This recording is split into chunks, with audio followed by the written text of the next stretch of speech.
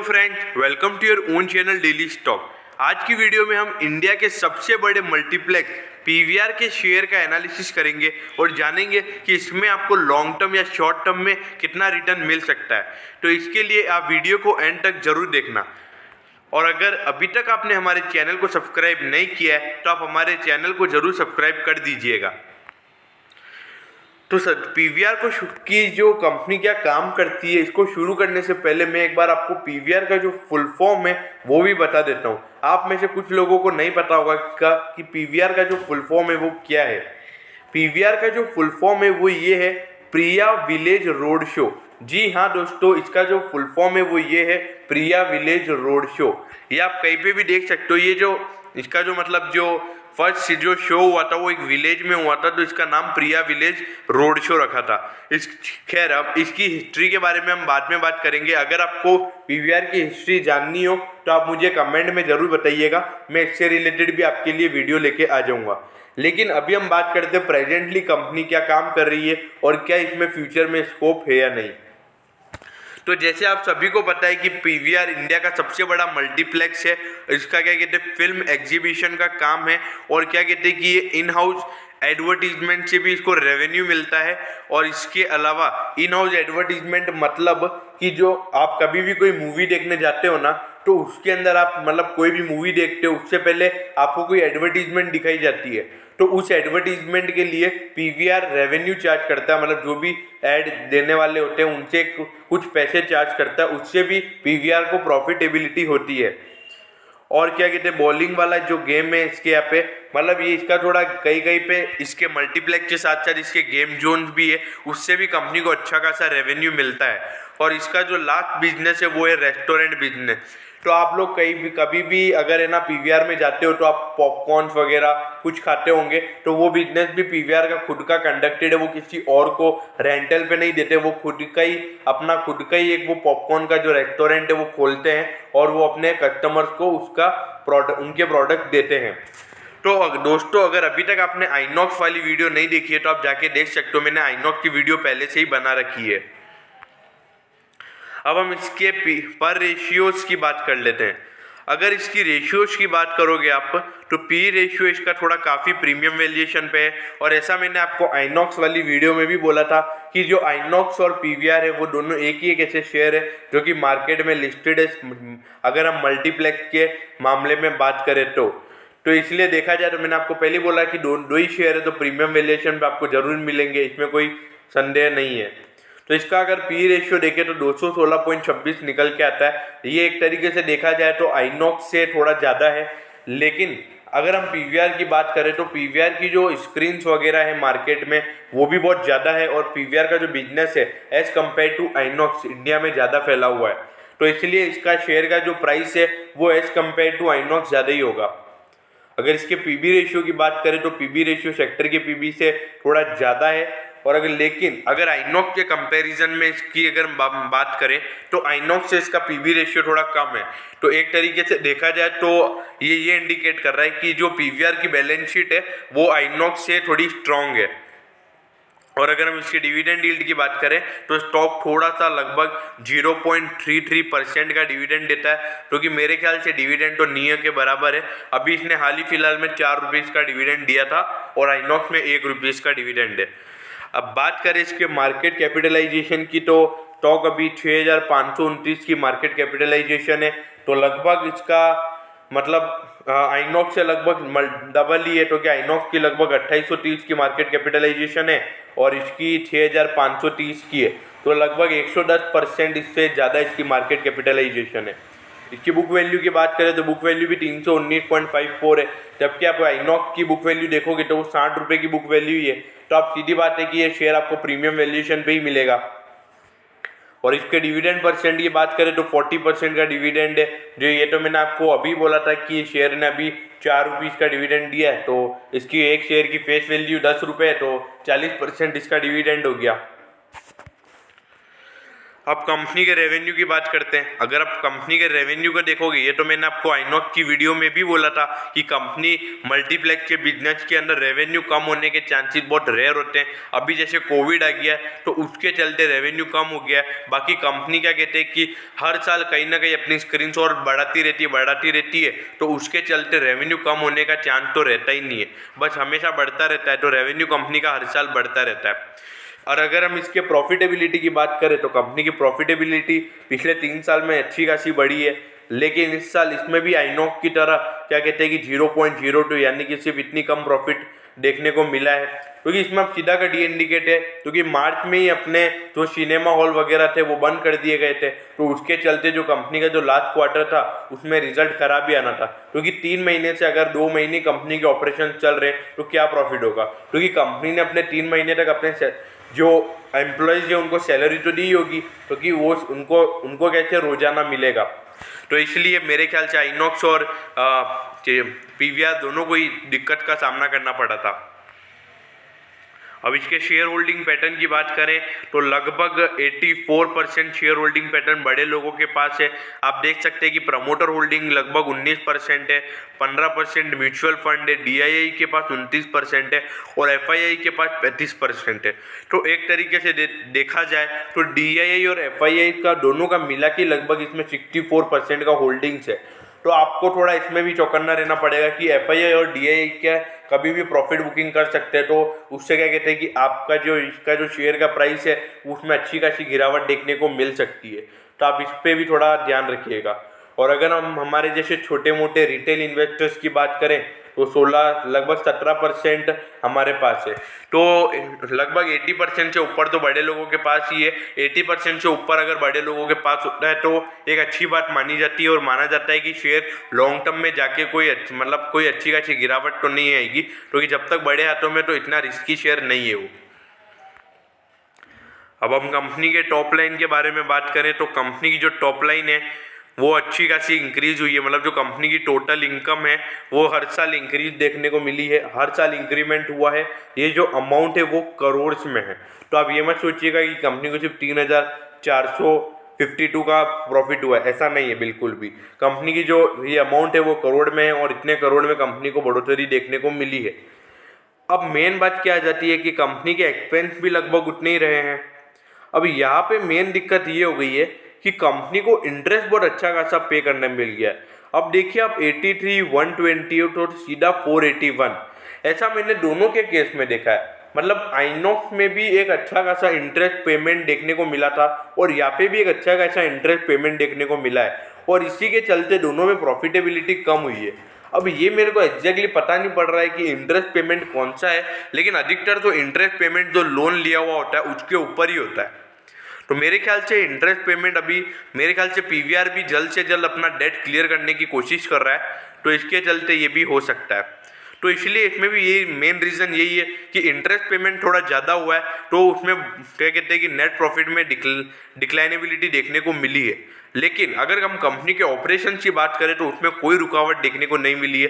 अगर अगले जब एकदम ये सिचुएशन नॉर्मल हो जाती है तब अगर कंपनी की इनकम तो इंक्रीमेंट देखने को मिलेगी, लेकिन अगर इंटरेस्ट कंट्रोल नहीं होता है तो कंपनी के शेयर में फिर से गिरावट देखने को मिल सकती है, क्योंकि कंपनी के नेट प्रॉफिट में और गिरावट फिर हो सकती है। अब इसके पर शेयर रेशियोज की बात करें तो इसमें भी आइनॉक्स की तरह ही एक लफड़ा हुआ है। अगर आप देखेंगे पिछले 18-19 का अगर आप डेटा देखोगे तो उसमें इंक्रीमेंट देखने को मिला है, लेकिन 20 में एक अच्छी खासी गिरावट देखने को मिली है। अब इससे सीधा पट ये इंडिकेट हो रहा है कि कंपनी एक अच्छे खासे मूवमेंट पे नहीं दे पा रही है। और अभी आपको मैंने ये बताया कि कंपनी के इंटरेस्ट पेमेंट के चलते उसकी प्रॉफिटेबिलिटी में एक अच्छी गिरावट आ गई है, जिसके चलते अर्निंग पर शेयर में भी गिरावट देखने को मिली है। अब इसके बुक वैल्यू की बात करें तो बुक वैल्यू भी पिछले टाइम से अगर देखा जाए तो लगभग एग्जैक्ट 10% की गिरावट देखने को मिली है बुक वैल्यू में भी, क्योंकि अब सीधा कट ये इंडिकेट कर रहा है कि मेरे ख्याल से थोड़ा लोन बहुत ज़्यादा ले लिया है इस क्वार्टर के चलते इन लोगों ने। अब क्वार्टर उस लोन से उसके ऊपर इतना इंटरेस्ट पे कर रही है पीवीआर और आइनॉक्स कि उसके चलते उनको बहुत दिक्कतों का सामना करना पड़ रहा है। लेकिन मेरे ख्याल से अभी सिचुएशन के चलते इन्होंने ज़्यादा लोन लिया हो, ऐसा भी हो सकता है। वैसे कोई दिक्कत वाली बात नहीं है। अगर इसमें भी वही है आइनॉक्स की तरह, ग्रॉस प्रॉफिट मार्जिन और ऑपरेटिंग मार्जिन में बढ़ोतरी देखने को मिली है, लेकिन नेट प्रॉफिट मार्जिन परसेंटेज में यहाँ पे भी अच्छी खासी गिरावट देखने को मिली है। अब ये सीधा कट ये इंडिकेट कर रहा है कि अब ये हर जगह फैक्टर एक ही है। आप आइनॉक्स में भी यही फैक्टर देखोगे और यहाँ पे पीवीआर में भी फैक्टर ये देखने को मिल रहा है। अब नेट प्रॉफिट परसेंटेज इसका भी डिक्रीज हुआ है। अब इसमें क्यों डिक्रीज हुआ है? क्योंकि सीधा कट मेरे ख्याल से अभी ये लोन फैक्टर कंपनी का एक मेन फैक्टर हो चुका है। अगर ये इंटरेस्ट पेमेंट अगर ये कम नहीं होता है अगले से, मतलब अगर सिचुएशन नॉर्मल हो जाती है फिर भी, तो मेरे ख्याल से पीवीआर और आइनॉक्स दोनों के लिए दिक्कतें हो सकती है और शेयर के प्राइस में गिरावट देखने को और मिल सकती है। अब हम रिटर्न रेशियोज की बात करें तो आप इसमें भी देखिए कि रिटर्न ऑन इक्विटी इसमें एक अच्छा खासा गिरा है पिछले 2019 की अगर हम बात करें तो, मतलब मोटा मोटा आप ये समझ लीजिए 90% की गिरावट देखने को मिल गई है रिटर्न ऑन इक्विटी में एज कम्पेयर टू 2019 में। अब ये आइनॉक्स में भी यही दिक्कत थी। अब आरओसीई में 9.31 देखने को मिला है। अब आरओसीई अगर आप देखोगे आरओसीई में गिरावट देखने को मिली है, सीधी बात, क्योंकि आरओसीई में गिरावट तो होगी क्योंकि प्रॉफिट कम हुआ है कंपनी का, लेकिन आरओसीई में इतनी गिरावट नहीं हुई है।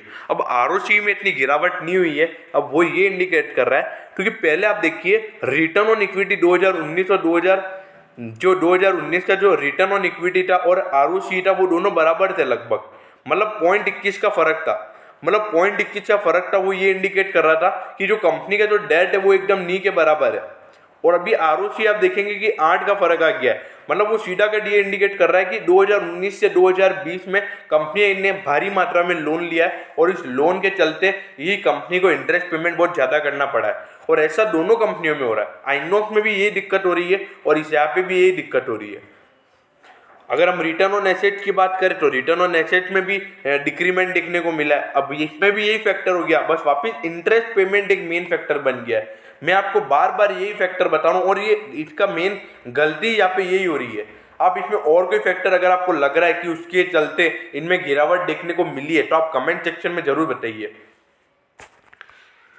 अब इसके CAGR सेल्स की बात करें तो CAGR की सेल्स तो इसकी मतलब टिकट की जो सेल्स है वो तो बढ़ी है हर साल, तो उसमें तो आपको ज़्यादा गिरावट देखने को नहीं मिलेगी।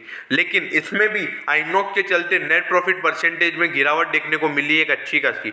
अब इसमें भी ये दिक्कत हो रही है, बार बार एक इंटरेस्ट पेमेंट के चलते कंपनी के इतने सारे नेगेटिव पॉइंट्स आ रहे और उसके लिए रीज़न एक ही है, इंटरेस्ट पेमेंट और कंपनी ने डेट बहुत ज़्यादा ले लिया है। अब ये डेट अगर जब तक कम नहीं होता, जब तक इंटरेस्ट पेमेंट कम नहीं होता है तो कंपनी के लिए दिक्कतें बनी रहेंगी। अब ये कंपनी के लिए एक पॉजिटिव न्यूज़, आप सभी के लिए एक पॉजिटिव न्यूज़ है कि इंडिया का एक पहला ऐसा मल्टीप्लेक्स है जिसने कि एक साल में 87 स्क्रीन ओपन किए। आप सोचिए 87 स्क्रीन, मतलब कि एक महीने में लगभग कंपनी ने 4 से ज़्यादा स्क्रीन ओपन कर दी। मतलब 4 तो नहीं, मतलब कम से कम 7 से ज़्यादा, हाँ, एक महीने में कंपनी ने 7-8 स्क्रीन ओपन कर दी अगर अपन ऑन एन एवरेज निकाले ईयरली का। और अगर इसका बेंचमार्क की बात करें तो कंपनी ने 800 स्क्रीन का बेंचमार्क क्लियर कर दिया और जबकि आप आइनॉक्स में देखोगे तो 600 स्क्रीन ही उनके पास। और अगर आप पीवीआर की क्वालिटी की बात करोगे तो पीवीआर का जो टिकट है वो भी प्रीमियम क्वालिटी के आता है। मैं आपको बताता हूँ आगे ये कंपनी के ऑपरेशन से रिलेटेड। अगर आप इसके 10.2 करोड़ इसके क्या कहते हैं एडमिट्स हैं और 34.9% ऑक्यूपेंसी है। अगर इसके एवरेज टिकट की प्राइस की बात करें तो कंपनी का एवरेज टिकट प्राइस है 204 रुपये, मतलब 204 रुपये पे वो सेल करते हैं। मतलब उनकी जो भी प्लेटिनम टिकट वगैरह, गोल्ड टिकट, जो भी टिकट है उन सबका अगर एवरेज निकाला जाए तो 204 रुपये लगता है। और अगर इसके पर हेड की बात करें तो कंपनी को 99 रुपीज़ का कॉस्ट लगता है। और अगर इसकी स्क्रीन ओपन की तो आपको मैंने बता दिया कि 87 स्क्रीन ओपन हुई है पिछले फिस्कल ईयर में, जो कि बहुत अच्छी बात है। अब इसके रेवेन्यू की बात करते हैं। कंपनी के रेवेन्यू की बात तो मैंने आपको पहले ही बता दी है, लेकिन उसके बाद में मेन दिक्कत आ जाती है कंपनी के अर्निंग पर शेयर और उसके जो प्रॉफिट है उसमें जो गिरावट देखने को मिली है। अब ये जो आपके लिए मैं मैप लेके आया हूँ ये शो कर रहा है कि इस सेक्टर में कंपनी का मेन कारोबार चलता है। आप ये देखिए कि ये मेन जो एरियाज हैं ये कंपनी का, इस इन मेन एरियाज में कंपनी का कारोबार चलता है। मैं आपको एग्जैक्ट फैक्टर अगली स्लाइड में बताता हूँ। ये देखिए, अगर आप इसमें अगर बात करेंगे तो कंपनी की ओवरऑल 845 स्क्रीन से एग्जैक्ट पे, वो तो माइलस्टोन का जो मैंने आपको बताया था कि 800 स्क्रीन टच कर दी है, वो 800 मतलब एक राउंड अप फिगर के लिए होता है। अभी टू एग्जैक्ट बोले तो 845 स्क्रीन है। और उसमें से सबसे ज़्यादा जो स्क्रीन कंपनी का जो मेन बिजनेस अगर आप बोलोगे तो मेन बिजनेस साउथ और वेस्ट में चलता है इनका, क्योंकि साउथ और वेस्ट में लगभग 64% का एरिया कवर्ड है। और उसके अलावा लगभग अगर कंपनी का मेन बिजनेस की बात करें तो कंपनी का ईस्ट में बिजनेस बहुत कम है। ईस्ट में लगभग 6% का कारोबारी कंपनी का चल रहा है। अगर ईस्ट में भी अगर बिजनेस अच्छा खासा फैल जाता है तो कंपनी एक अच्छे पोजीशन पे आ जाएगी।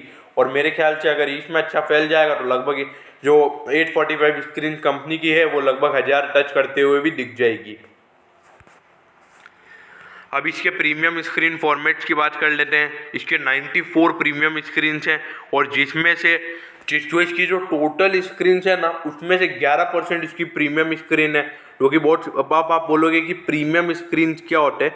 प्रीमियम स्क्रीन क्या कहते हैं कि जो बड़े बड़े जो होते हैं ना, play house, sapphire, 40x, IMAX, मतलब एक बढ़िया बढ़िया क्वालिटी के जो होते हैं ना, मतलब हाई क्वालिटी के जो स्क्रीन होती है उसके लिए इनको प्रीमियम स्क्रीन बोलते हैं। आपको भी मतलब कभी कभी 7D 6D ये भी प्रीमियम स्क्रीन में ही आते हैं।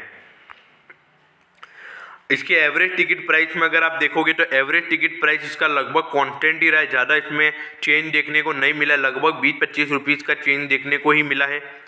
अगर इसके एडमिशन्स की बात करें तो एडमिशन्स में हर साल क्या कहते हैं कि बढ़ोतरी देखने को मिली है और ये एक पॉजिटिव साइन भी है, क्योंकि इसका ईयर ऑन ईयर ग्रोथ देखें तो वो 2% है।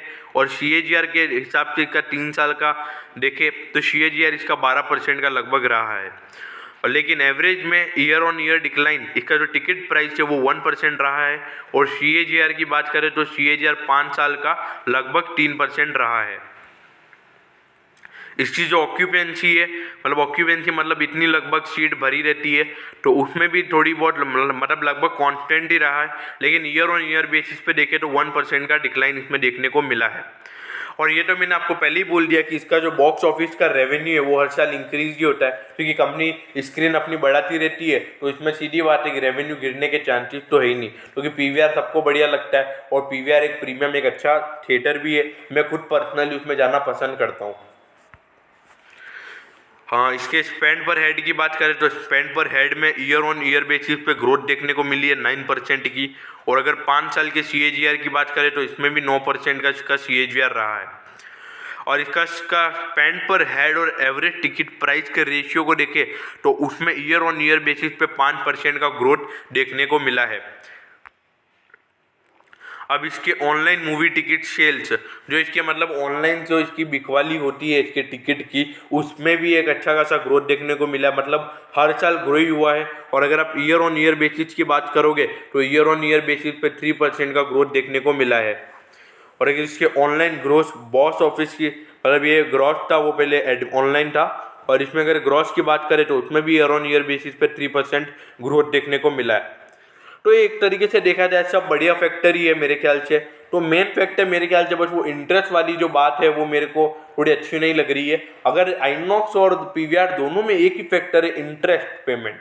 और इंटरेस्ट पेमेंट किस पे हो रहा है, कंपनी ने एक अच्छा खासा डेट ले रखा है। अगर कंपनी का डेट कम हो जाएगा तो इंटरेस्ट भी पेमेंट कम हो जाएगा, तो उसके चलते फिर कंपनी एक अच्छा परफॉर्म करने लग जाएगी, कंपनी को अच्छा रेवेन्यू तो मिल ही रहा है, प्रॉफिट होने लग जाएगा। और प्रॉफिट अच्छा होने लग जाएगा तो शेयर का प्राइस भी भाग जाएगा। अब एट दी एंड हम बात करते हैं PVR लिमिटेड के शेयर के प्राइस की।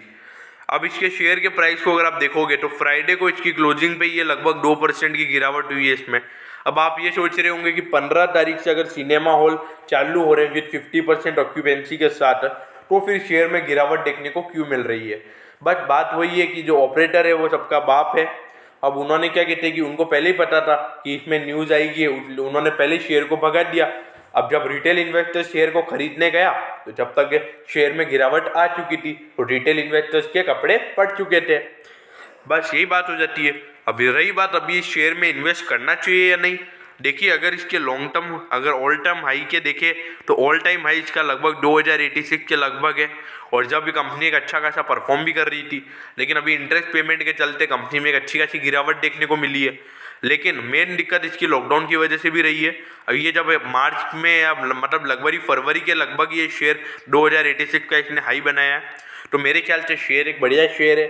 आप इसको अभी तो मतलब अभी थोड़ी सी 1100 तक की गिरावट मेरे को और लग रही है, 1100 तक ये शेयर आ सकता है। 1100 तक आप इसको बाय कर सकते हो। लेकिन अभी भी आप इसके अगर आपके पास सपोज आपको 10 शेयर लेने हो कंपनी के, ठीक है, तो 10 शेयर में से आप 2-3 शेयर ले लो, क्योंकि अगर बाई चांस गिरावट नहीं आती है तो फिर आप चूक जाओगे। ऐसा अगर आप 2-3 शेयर ले लो, फिर बाद में अगर आपको 10 शेयर लेने हैं टोटल, फिर बाद में अगर गिरावट आती है तो फिर 1-2 शेयर और लो, फिर और गिरावट आती है फिर 1-2 शेयर और लो, फिर थोड़े समय के लिए रुक जाओ, फिर एक और अच्छी खासी गिरावट आती है फिर शेयर को लो आप। ऐसा तो मैं होप करता हूँ कि आपको पीवीआर के शेयर का एनालिसिस अच्छे से समझ में आ गया होगा।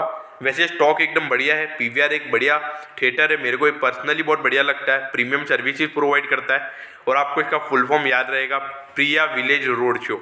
तो मैं होप करता हूँ कि आपको वीडियो अच्छी लगी हो। अगर वीडियो अच्छी लगी हो तो आप वीडियो को लाइक और शेयर जरूर कर दीजिएगा, क्योंकि इससे मुझे मोटिवेशन मिलता है कि मैं आपके लिए और ऐसी वीडियो ला सकूँ। Okay, thank you.